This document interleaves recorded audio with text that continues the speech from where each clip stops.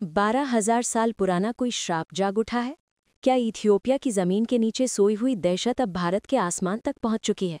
सावधान हो जाइए, क्योंकि जिस हवा में आप सांस ले रहे हैं उसके ठीक ऊपर एक ऐसा खतरा मंडरा रहा है जो पिछले 120 शताब्दी से शांत था।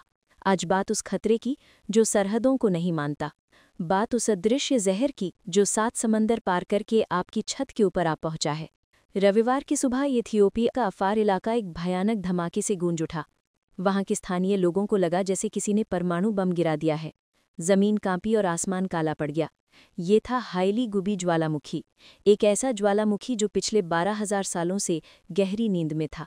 यानी जब इंसान गुफाओं से बाहर निकल रहा था तब से ये शांत था, लेकिन अब ये फट चुका है। इस विस्फोट ने धरती का सीना चीरकर 14 किलोमीटर ऊपर तक, यानी करीब 45,000 फीट की ऊंचाई तक राख, धुआं और सल्फर डाइऑक्साइड का गुबार फेंक दिया।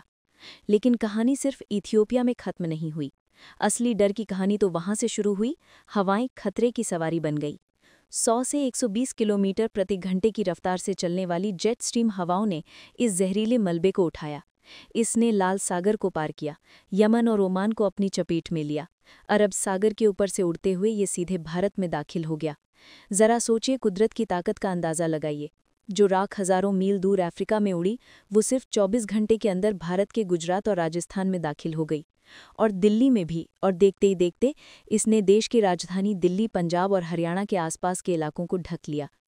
भारत के नक्शे पर एक धुंधली चादर सी दिखाई दे रही है। इस वक्त आसमान में जो हो रहा है उसने विमान कंपनियों की भी नींद उड़ा दी। आपको पता है ज्वालामुखी की राख क्या होती है?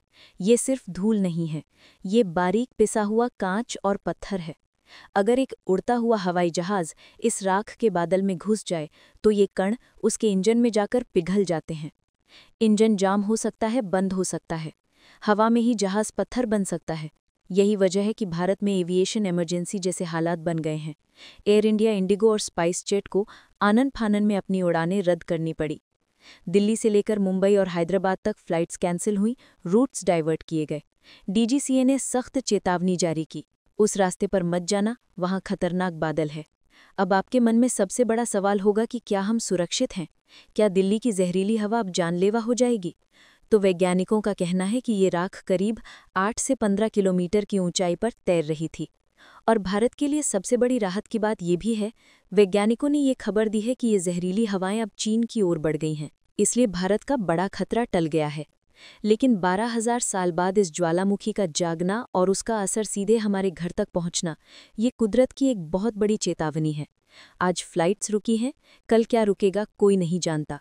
प्रकृति ने अपना सायरन बजा दिया है।